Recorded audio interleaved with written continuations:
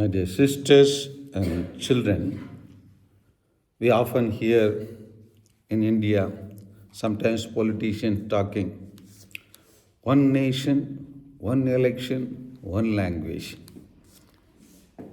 But here we come to know from today's gospel how various languages come into existence. When people of South hear about this one nation, one election, one language, and at the same time they speak about new education policy, they talk about three languages. The South Indians say, okay, we can talk about three languages.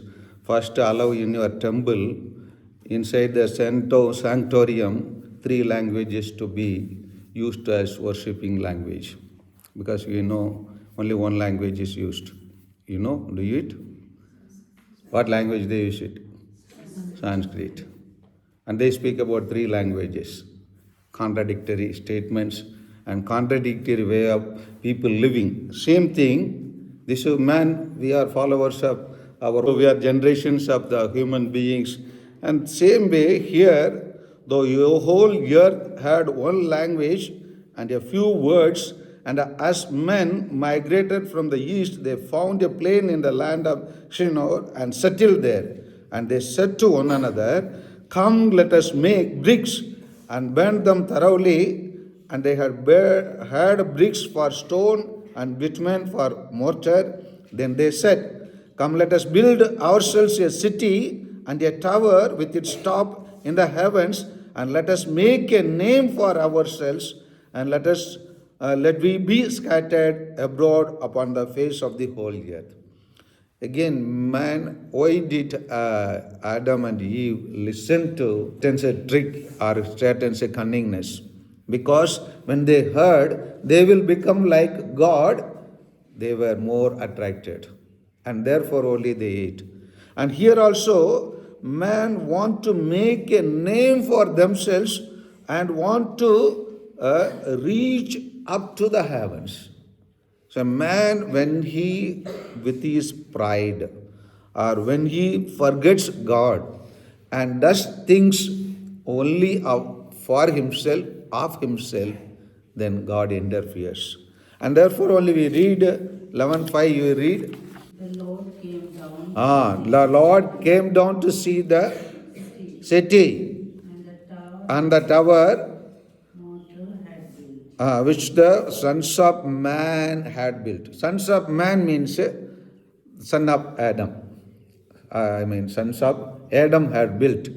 Because we adopt the nature of Adam. And therefore only adopt original sin also. So God is telling what the sons of man had built, let us examine. Now, behold, they are one people and they have all one language, and this is only the beginning of what they will do, and nothing that they propose to do will now be impossible for them. Come, let us go down there and confuse their language. And here when we see the writer of book of Genesis wants to present various origin of languages and various origin of different types of people. That is also one reason why the Tower of Babel is introduced here. And another thing is that when men take steps to do it, God does not wait there, sit and watch things.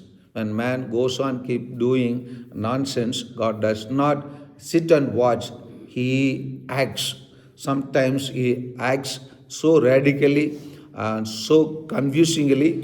So here we hear, so the Lord scattered them. Because of pride they wanted to build, so God scattered them and confused them. Them, and therefore they could not understand one another's language, and God diminished their pride. Otherwise, if they are not, God diminished their pride, they would have gone building that building, and they would have achieved in their aim by ignoring God who created them. So, from this story of the Tower of Babel, what you and I have to learn, dear sisters. Whenever we do anything, we have to dedicate all our beginning, our initiation to God. God is our everything.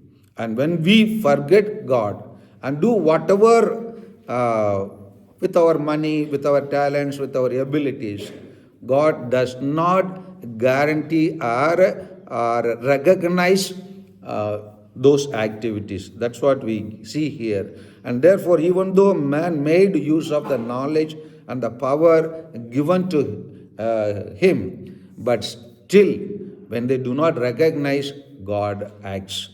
Now we have same one thing that has come in the world.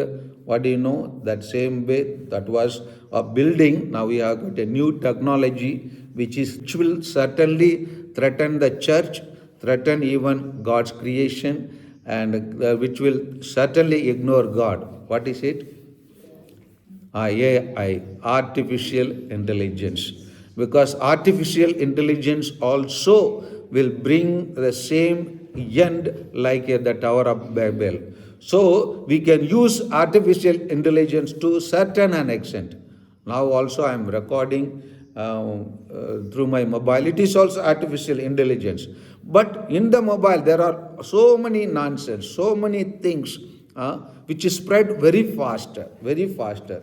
Say for an example, our school send-off program. I too had given my send-off program in in a presentable manner.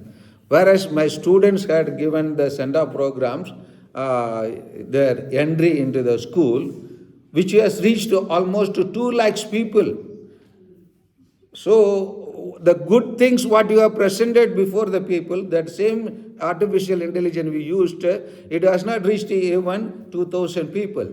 But nonsense has reached more than 2 lakhs. So what we can say? So the artificial intelligence will spread nonsense very faster, and human beings distraction very faster, and human beings will get destroyed, especially the youth will get destroyed through artificial intelligence. And therefore, we need to be very careful whenever we initiate anything like a building here or anything else. Let us always remember God. God is the initiator of everything. God is the origin of everything. And God is the giver of everything. Unless we do not recognize God, just like today is gospel, we read, "For whoever is ashamed of me and of my words in this adulterous and sinful generation, of him will the Son of Man also be ashamed, and when he comes in the glory of his Father with the holy angels."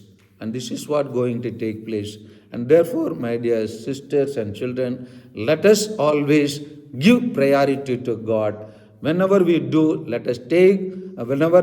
anything, let us take the name of God everywhere in whatever we do. Amen.